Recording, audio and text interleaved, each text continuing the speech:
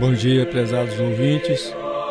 Desculpem o atraso, que houve um acidente no trânsito que deixou tudo engarrafado, então atrasei um pouco.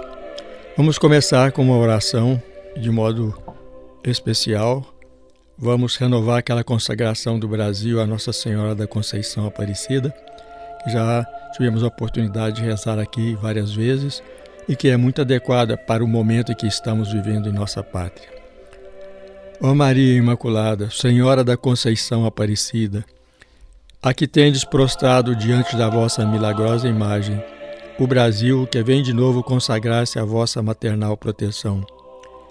Escolhendo-vos por especial padroeira e advogada da nossa pátria, nós queremos que ela seja inteiramente vossa. Vossa a sua natureza sem par, vossas as suas riquezas, vossos os campos e as montanhas, os vales e os rios, vossa especialmente a sociedade, vossos os lares e seus habitantes, com seus corações e tudo o que eles têm e possuem. Vosso, enfim, é todo o Brasil. Sim, ó Senhora Aparecida, o Brasil é vosso. Por vossa intercessão temos recebido todos os bens das mãos de Deus, e todos os bens esperamos receber ainda e sempre por vossa intercessão. Abençoai, pois, o Brasil que vos ama. Abençoai o Brasil que vos agradece. Abençoai o Brasil que é vosso. Abençoai, ó Rainha de amor e misericórdia. Abençoai, defendei e salvai o vosso Brasil. Protegei a Santa Igreja, preservai a nossa fé, defendei o Santo Padre, assisti os nossos bispos, santificai o nosso clero, socorrei as nossas famílias, amparai o nosso povo, esclarecei nosso governo, guiai a nossa gente no caminho do céu e da felicidade. Ó Senhora da Conceição Aparecida, lembrai-vos de que somos e queremos ser vossos vassalos e súditos fiéis. Mas lembrai-vos também de que somos e queremos ser vossos filhos. Mostrai, pois, ante o céu e a terra, que sois a padroeira poderosa do Brasil e a mãe querida de todo o povo brasileiro. Sim, ó Rainha do Brasil, mãe de todos os brasileiros, venha sempre mais a nós o vosso reino de amor, e por vossa mediação venha à nossa pátria o reino de Jesus Cristo, vosso Filho e Senhor nosso. Amém. Hoje, prezados ouvintes da Gospel Mira, chegamos ao fim desse programa, no qual tivemos a oportunidade de citar, relembrar, esclarecer, meditar inúmeras aparições marianas em diversos lugares do mundo, inclusive no Brasil. No primeiro programa nosso, na sua apresentação, nós falamos desse esforço marial, digamos assim, pela multiplicação de aparições em muitos lugares, multiplicação, portanto, de aparições e de lugares, e que Nossa Senhora tenta abrir os nossos olhos, chamar-nos à conversão, trazer-nos a salvação que só ela pode nos trazer como mãe. Ela aparece no Brasil, aparece na Colômbia, aparece na Argentina, aparece na Bolívia, aparece na Venezuela, aparece no México, aparece na Holanda, na França, tantas e tantas aparições na França, na Espanha, em Portugal, nas Filipinas, no Japão, na África e assim por diante. É como se a mãe estivesse correndo de um lado para outro para tentar salvar os seus filhos, muitas vezes ingratos, indiferentes e apáticos. Infelizmente, essas aparições costumam ter assim um alcance mais local e muitas deveriam impactar a toda a igreja, mas encontram uma certa indiferença generalizada de boa parte do clero. Mas eles não gostam de aparições, de revelações, porque dizem que toda a verdade já está na Bíblia, está no Evangelho. Certamente isso é verdadeiro. E se eles viverem o Evangelho e as verdades bíblicas até as últimas consequências, nada mais é preciso. Mas é bom lembrar que Nossa Senhora conhece todos inclusive os seus sacerdotes, os seus bispos, suas autoridades, os fiéis, os pecadores, conhece a todos e sabe também o momento histórico que nós estamos vivendo, no desenrolar do reino de Deus e, sobretudo, conhece aquilo que nos espera. Essas pessoas que torcem o nariz para revelações esquecem-se de que a revelação bíblica é baseada quase sempre em aparições e visões, aparição a Noé, aparição a Abraão, a Moisés e assim por diante, há tantos profetas ao longo da história. Então, nós temos uma revelação bíblica que é baseada em revelações, em aparições, em palavras ouvidas pelos santos e profetas e que vieram de Deus e que constituíram as bases da nossa fé. Mas existe um velho conflito entre autoridades e profetas. Esse conflito já aparece também na própria Bíblia, que nos ensina muito sobre essas coisas. Cabe às autoridades, em relação às supostas aparições ou visões, o discernimento. Mas tantas vezes também esse discernimento é prejudicado por preconceitos, por estilos culturais, por visões pastorais e assim por diante. Enfim, por limitações humanas. Nem sempre o esforço de atingir a verdade de uma aparição, de uma revelação, ele é totalmente honesto. Muitas vezes eu tenho a impressão que as pessoas procuram mais motivos para desacreditar determinada aparição ou determinada mensagem do que propriamente para descobrir a verdade e a sua possível autenticidade. Os profetas e as aparições, que são a continuação das visões proféticas, trazem uma visão sobrenatural sobre a igreja, sobre o mundo, sobre o período que estamos vivendo. E trazem também, em consequência, a orientação adequada para o aqui e agora. Acontece que essa orientação que vem do céu nem sempre coincide com as nossas opções pastorais. Tantas vezes nós temos aí encontros, congressos, etc. Chamamos peritos disso e daquilo. Temos uma própria visão do que deve ser feito para o bem das almas e para o bem da igreja. E isso não coincide com a revelação que as mensagens nos trazem. E aí vem então o conflito. E assim a solicitude, diria até a aflição de nossa Santa Mãe e advogada, auxílio dos cristãos, nem sempre é apreciada. Tivemos a oportunidade de falar sobre diversas aparições e nesse último programa podemos relembrar algumas delas, alguns desses programas, algumas dessas meditações que fizemos. Por exemplo, La Salette, na França, a aparição a 2 pequenos pastores, analfabetos então, Maximino e Melânia. Nossa Senhora aparece chorando, aparece aos prantos. O grande segredo que ela confiou a eles revela o progressivo declínio da igreja, o eclipse da igreja nesses últimos tempos, por causa de muitos pastores e, simultaneamente, a consequente ascensão do domínio satânico sobre o mundo, que culminará no breve, mas terrível reinado do Anticristo. Nossa Senhora das Graças apareceu a Catarina Labouré, na França, quando pediu a confecção da medalha que ficou conhecida por milagrosa pelas curas espirituais e mesmo físicas de muitas pessoas. El Escorial, perto de Madrid, na Espanha, apareceu muitas vezes a uma mãe de família, Amparo Cuevas, a partir de 1981. Muitas catequeses nessas mensagens sobre o fim dos tempos, sobre o aviso ou iluminação das consciências, ou advertência, como queiram, aviso que foi profetizado em Garabandal. Essas aparições abordam muitos temas apocalípticos, como o fim dos tempos, a chegada do Anticristo, a manifestação de Elias e Enoque e os castigos finais. Jesus avisa Amparo Cuevas que não suporta mais ver sua mãe sofrer com a condenação de seus filhos e com a indiferença diante de tantos avisos que ela nos dá. Pensemos bem, como Nossa Senhora diz em várias aparições, como ela é mãe, é o último esforço que Deus faz para converter-nos, para fazer que a humanidade se volte a Ele. Mandar-nos a mãe que avisa, que inspira, que adverte, que faz apelos, que chora por nós.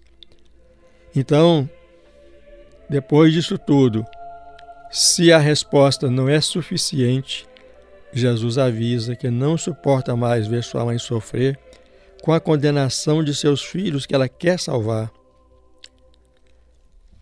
As aparições de Garabandal na Espanha, que começaram em 18 de junho de 1961, segundo o padre Malak Martin, foi assessor aí de vários papas, João XXIII, Paulo VI, João Paulo II, e ele disse que essas aparições têm uma espécie de condensado do terceiro segredo de Fátima, que ele conheceu, que ele leu.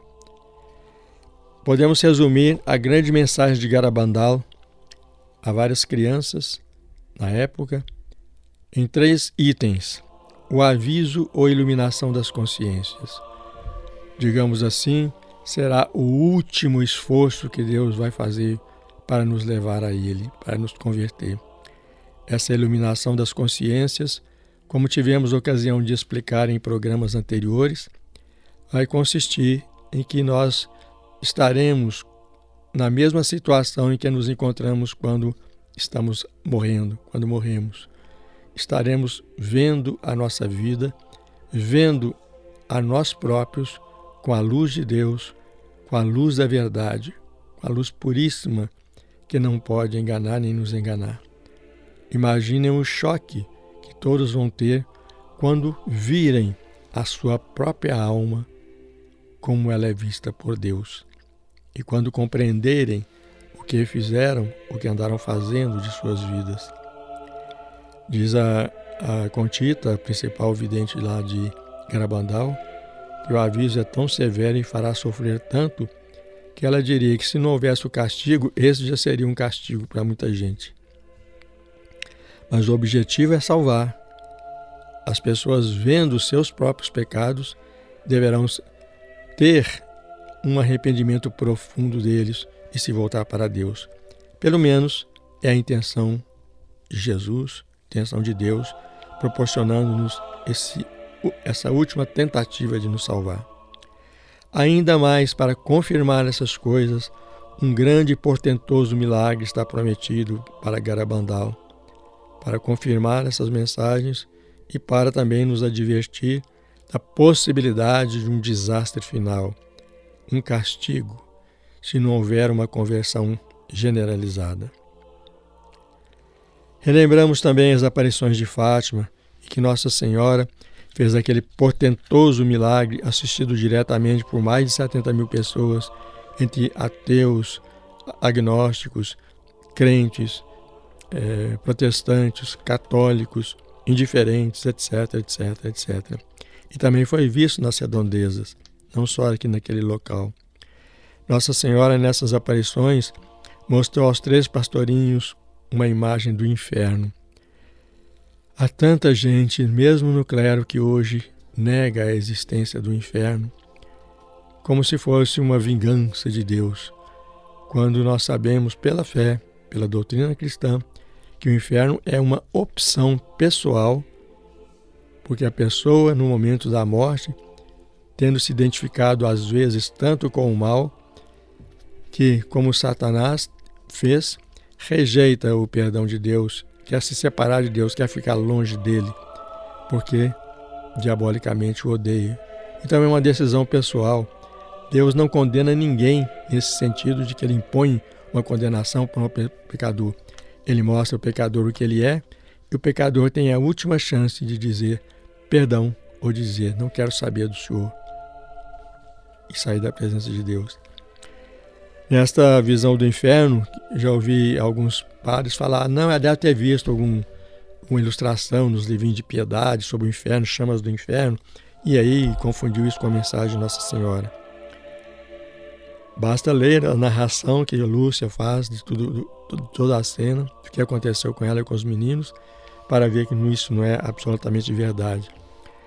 E se as almas aparecem ali nas chamas, é porque elas têm essa chama de ódio dentro de si. Elas perderam para sempre o reinado do amor.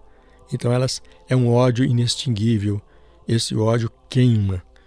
Se elas aparecem, os demônios aparecem, por exemplo, como monstros horríveis atormentando as almas, exatamente porque ali eles não podem mais, nesse momento, se disfarçar em anjos de luz, como se disfarçam para enganar os homens. Ali, a verdade divina, o julgamento divino, mostra o que eles realmente são, monstros. Né? E se, por exemplo, as almas aparecem ali como se estivessem em fagulhas de fogo, né? Fagulhas que sobem e caem, é porque elas realmente, as almas, perderam o seu centro de equilíbrio, que é Deus. Então elas ficam julgadas para lá e para cá, no mundo de ódio, no mundo da maldade, que é o inferno.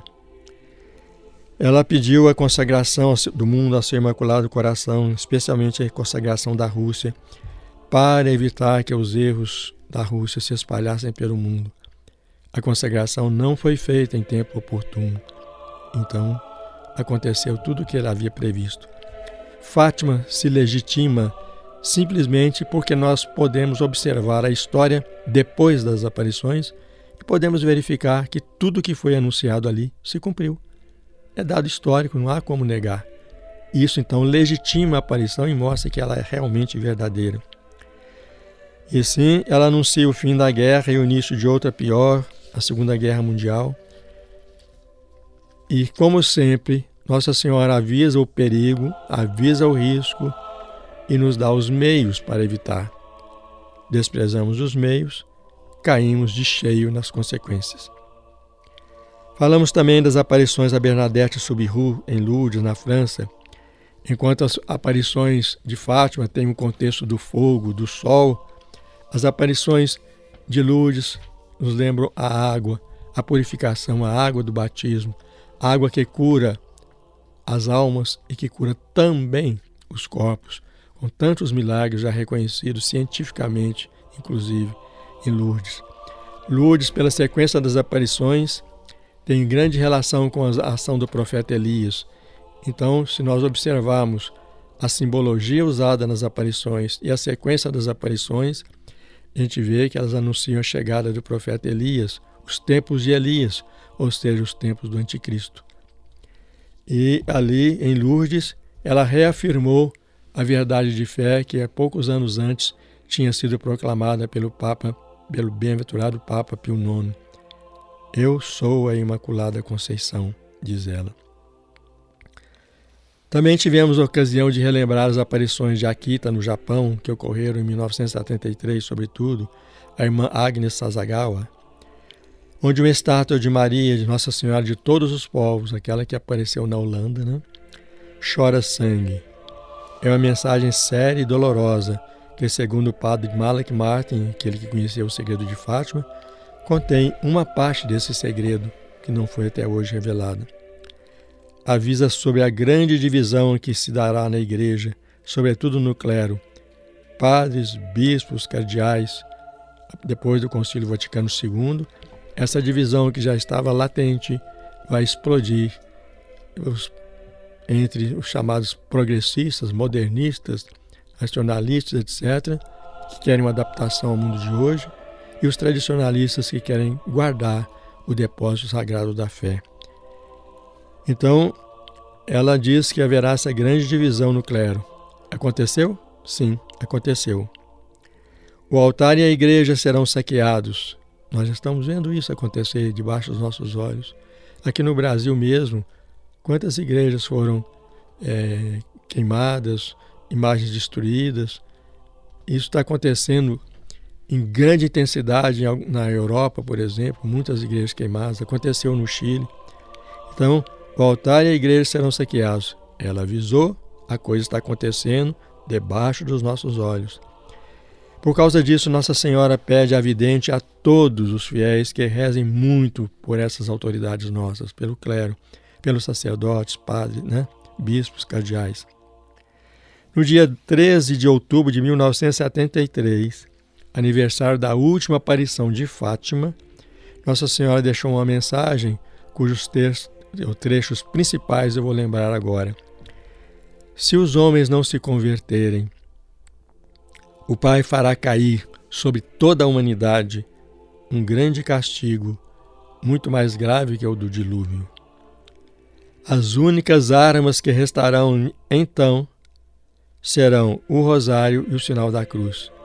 Veja bem, nesse momento não teremos missas, não teremos igrejas abertas, não teremos nada, Temos que nos apegar ao rosário. Esse pode nos acompanhar em qualquer lugar. A perda de muitas almas é a causa da minha dor. Só eu posso salvar ainda dos males que se anunciam. Antes que algum teólogo, entre aspas, torça o nariz, fala, Nossa Senhora, só ela que pode salvar, Jesus é o Salvador. Ela já avisou em tanta aparição que Jesus nos salvou, Ele é o Salvador, mas no momento presente, a salvação da humanidade e da Igreja está entregue a Nossa Senhora, que é mãe da Igreja e mãe de todos os povos. Porque o Salvador é que providenciou isso para que, pelo menos, tenhamos a possibilidade de ouvir uma mãe, que é a nossa mãe, que quer nos salvar a todos, que reza e chora por nós. Por isso, só eu posso salvar ainda dos males que se anunciam. Falamos também da rosa mística, aparição feita a Pierina Dili, as revelações em forma de mensagens extensas, a Consuelo, mãe de família espanhola, a Vassula Lidem, que Jesus, o Pai e o Espírito Santo, tem páginas magníficas dirigidas a Maria. Maria Valtorta, que nos mostra a nova Eva, as características de Maria como sendo a nova Eva ao lado do novo Adão Jesus Cristo. As mensagens ao Padre Gobi, a Guadalupe, a Ivan Diego, Amsterdã, na Holanda, Nossa Senhora Rainha de todos os povos, pediu a proclamação do último dogma mariano, Maria Corredentora e Medianeira das Graças. Falamos também nas aparições brasileiras, por exemplo, em Simbres, a última, a vidente que se tornou religiosa com o nome de Irmã Adélia, faleceu recentemente e revelou esse segredo, que Nossa Senhora nos advertia da possibilidade de um domínio comunista no Brasil, com muita perseguição aos cristãos e à Igreja. Falamos também das aparições da Irmã Amália, conhecida como Nossa Senhora das Lágrimas. Essas aparições, também aprovadas pelo bispo diocesano, Dom Barreto, Nossa Senhora ofereceu como remédio para nos poupar de muitos males a oração dirigida a Deus pelas lágrimas de sua mãe. E vamos terminar então este programa exatamente com as orações que ela ensinou para salvarmos o Brasil. Então, pedindo a Deus essa graça de salvação do Brasil em relação a dias piores para a nossa fé, para a religião, para os habitantes desta nação, ela ensinou a oração, a súplica: Jesus, atendei os nossos rogos pelas lágrimas de vossa Mãe Santíssima. Existe até um terço como oração inicial, uma oração final, e essas jaculatórias, que são 7 dezenas de 7 jaculatórias, repetindo: Jesus, atendei os nossos rogos pelas lágrimas de vossa Mãe Santíssima. E depois: ó Virgem Dolorosíssima, vossas lágrimas derrubaram o império infernal. Podemos até fazer uma pequena adaptação e dizer: ó Virgem Dolorosíssima, vossas lágrimas derrubem o império infernal em nossa pátria. E assim, recapitulamos rapidamente algumas das principais aparições marianas que tivemos ocasião de abordar aqui nessa série de programas que começaram em setembro do ano passado. mais uma vez eu faço aquele apelo, né? Vamos prestar atenção nas advertências de Nossa Senhora. Vamos fazer o que ela pede, porque, como acabei de afirmar, sempre que ela avisa do que pode acontecer, dos riscos que estamos correndo, ela também nos dá os meios para evitarmos isso, os meios de conversão. E quais são esses meios?